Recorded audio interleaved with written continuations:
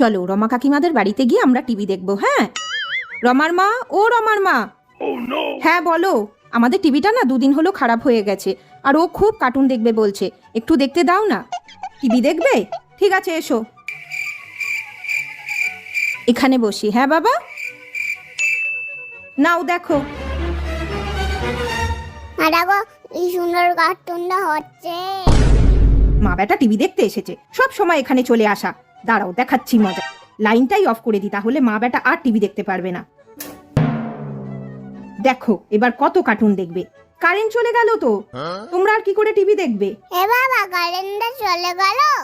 যাও তাহলে বাড়ি চলে যাও। কারেন্ট তো চলেই গেল, আর কি করে টিভি দেখবো আমরা? চলো আমরা বাড়ি চলে যাই এবার।